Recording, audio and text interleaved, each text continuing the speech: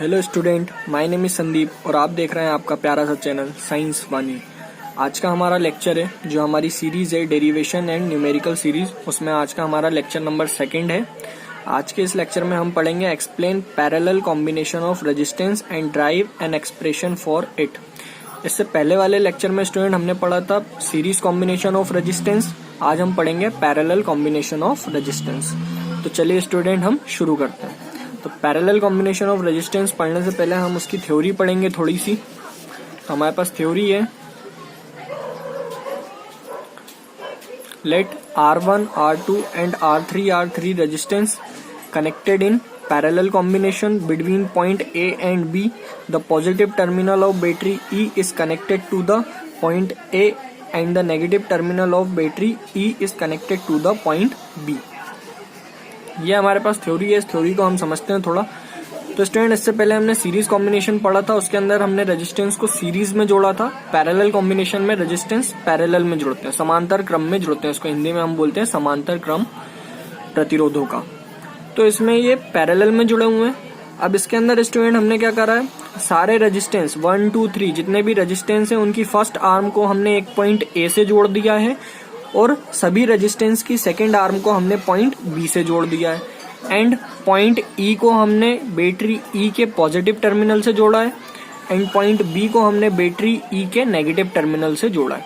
तो इस थ्योरी के अंदर यही लिखा हुआ है कि 3 रेजिस्टेंस को हमने पैरेलल कॉम्बिनेशन में ऐड किया है, जोड़ा है, और फर्स्ट आर्म सभी रेजिस्टेंस की फर्स्ट आर्म को हमने पॉइंट ए से जोड़ा है, जिसको हमने बैटरी ई के पॉजिटिव टर्मिनल से जोड़ा है, और सभी रेजिस्टेंस की सेकेंड आर्म को हमने पॉइंट बी से जोड़ा है और पॉइंट बी को हमने बैटरी ई की नेगेटिव टर्मिनल से जोड़ा है। उसके आगे है when key K is pressed, current I is flow in the circuit which is divided into 3 parts, I1, I2 and I3. If B be the total potential of across the ends of point A and B, then total current flow on the circuit will be. उसके आगे है हमने battery की को जब हमने press करा तो सर्किट के अंदर करंट I फ्लो होने लगा, और करंट I जैसे ही पॉइंट A पे जाएगा तो उसको रास्ते मिल जाएंगे 3, एक रास्ता, 2 रास्ता, तीसरा रास्ता मिल जाएगा। तो वो अलग अलग रास्ते पे चला जाएगा और करंट जो I है आपका इस फर्स्ट वाले में I1 हो जाएगा, सेकंड वाले में I2 हो जाएगा एंड थर्ड वाले में I3 हो जाएगा। तो स्टूडेंट, इससे पहले जो हमने सीरीज कॉम्बिनेशन पढ़ा था उसके अंदर पोटेंशियल अलग अलग रेजिस्टेंस पे बट रहा था, बट करंट के पास रास्ता एक ही था, इसलिए वो एक ही रास्ते से गया और करंट I आ ही रहा था। जो करंट I की वैल्यू है वो रेजिस्टेंस R1 पे भी आई थी, R2 पे भी आई थी एंड R3 पे भी आई थी। बट इस डेरिवेशन के अंदर करंट जो I है उसके पास 3 रास्ते हैं, तो वो अलग अलग रास्ते में बढ़ गया है, I1, I2 एंड I3। और स्टूडेंट, पोटेंशियल क्या होता है? पोटेंशियल एक पॉइंट से स्टार्ट होकर अगर उसी पॉइंट पे आ जाएगा तो वहां का पूरा पोटेंशियल सेम होता है। तो पॉइंट A एंड B के ऊपर पोटेंशियल कितना है? B है। तो ये पोटेंशियल आपका सेम है, इसलिए पोटेंशियल की वैल्यू B है, बट करंट आपका अलग अलग रास्ते में बढ़ गया है। तो चलिए स्टूडेंट, हम देखते हैं, अगर हमने की को प्रेस करा तो करंट I फ्लो होने लगा, current I1, I2 and I3 में बढ़ गया। देन फाइनली पूरी सर्किट का करंट कितना होगा? तो पूरी सर्किट का करंट होगा I। तो चलिए हम डेरिवेशन स्टार्ट करते हैं।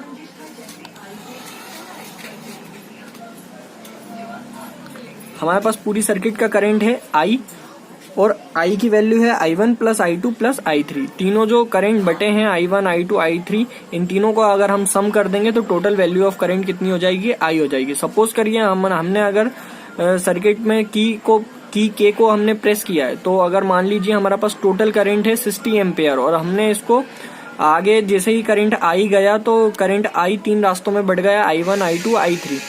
तो अगर हम देखें, मान लो I1 पे करंट की वैल्यू 10 एम्पेयर है, I2 पे करंट की वैल्यू 30 एम्पेयर एंड I3 पे करंट की वैल्यू 20 एम्पेयर है।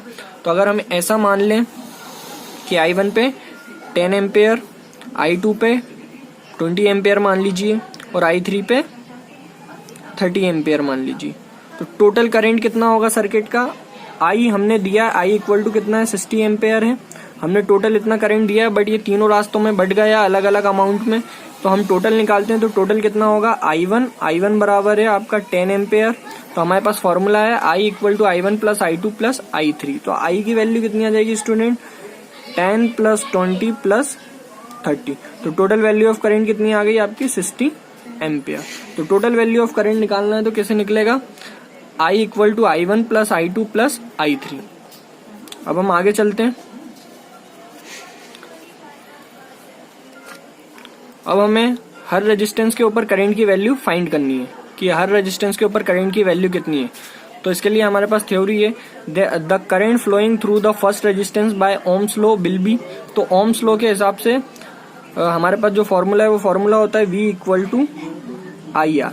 V क्या होता है, पोटेंशियल, I मतलब करंट एंड R मतलब रेजिस्टेंस। बट इस डेरिवेशन के अंदर हमें पोटेंशियल नहीं निकालना है, क्या निकालना है, करंट निकालना है। इसलिए इस फॉर्मूले को हम मॉडिफाई कर लेंगे और ये फॉर्मूला आपका बन जाएगा, I को हम अकेला छोड़ देंगे और फॉर्मूला बन जाएगा B अपॉन में R। तो ये आपका फॉर्मूला हो जाएगा I equal to V upon में R। ये आपका करंट का फॉर्मूला बन गया बाय ओम्स लॉ।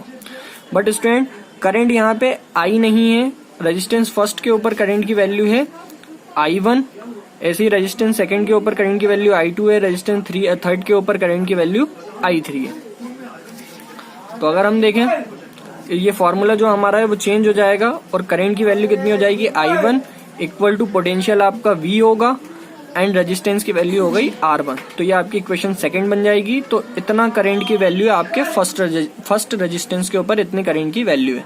ऐसी सेकंड रेजिस्टेंस के ऊपर करंट की वैल्यू कितनी होगी, same as the current flowing through the second resistance will be. तो यही फॉर्मूला हम यूज करेंगे, करंट की वैल्यू होगी I2 equal to V upon में R2 और ये इक्वेशन हो जाएगी आपकी थर्ड। सेम इसी तरह थर्ड रेजिस्टेंस पे करंट की वैल्यू होगी, the current flowing through the third resistance will be by Ohm's law I3 equal to V upon में R3। तो V अपॉन में R3 हो जाएगा, इतनी करंट की वैल्यू आपकी थर्ड रेजिस्टेंस पे हो जाएगी। तो ये इक्वेशन हो गई आपकी फोर्थ। अगर हम देखें स्टूडेंट हमारे जो सर्किट है उस सर्किट का अगर हम पूरा रेजिस्टेंस देखें, टोटल नंबर ऑफ रेजिस्टेंस कितना है, तो 1 2 3, बट टोटल रेजिस्टेंस की वैल्यू कितनी है, तो टोटल रेजिस्टेंस को हम डिनोट करते हैं R से। तो हमारा सर्किट का टोटल रेजिस्टेंस हो गया R1 equal to R1 plus R2 plus R3 होगा, जैसे सीरीज कॉम्बिनेशन में होता है, पैरेलल कॉम्बिनेशन में अपॉन में आती है वही वैल्यू। तो अगर हम देखें हमारे सर्किट रेजिस्टेंस कितना हो गया, टोटल R हो गया। तो if R be the resultant resistance of the circuit then ये फॉर्मूला हो जाएगा आपका I equal to V upon में R। ये इक्वेशन हो जाएगी आपके फिफ्थ। अब स्टूडेंट हमें क्या करना है, हमारे पास I1 की वैल्यू आ गई, I2 की आ गई, I3 की आ गई एंड I की आ गई। अब हम क्या करेंगे, put the value of equation second, third, fourth and fifth in equation first. सभी इक्वेशन की वैल्यू उठा के हम इक्वेशन फर्स्ट के अंदर पुट कर देंगे। तो आगे हमारे पास वैल्यू आ जाएगी, यहाँ हमारी वैल्यू आ गई I की V अपॉन में R, I1 की V अपॉन में R1 प्लस I2 की V अपॉन में R2 प्लस I3 की V अपॉन में R3। स्टूडेंट इसके अंदर से B अपॉन में R ऐसे का ऐसे ही रहेगा, यहाँ पूरे वैल्यू के अंदर से V हम कॉमन ले लेंगे, यहाँ बचेगा 1 अपॉन में R1 प्लस 1 अपॉन में R2 प्लस 1 अपॉन में R3। V से V कैंसिल आउट हो जाएगा और फाइनली हमारा फॉर्मूला बन जाएगा 1 अपॉन में R इक्वल टू 1 अपॉन में R1 प्लस 1 अपॉन में R2 प्लस 1 अपॉन में R3। यही हमारा रिजल्टेंट फॉर्मूला है पैरेलल कॉम्बिनेशन ऑफ रेजिस्टेंस का। आई होप स्टूडेंट आपको ये डेरिवेशन समझ में आया होगा। अगर आपको ये डेरिवेशन अच्छा लगता है, समझ में आता है, तो इस वीडियो को लाइक एंड शेयर करना ना भूलें और चैनल को सब्सक्राइब कर लीजिए। मिलते हैं अगली वीडियो में अगले डेरिवेशन के साथ। Thank you.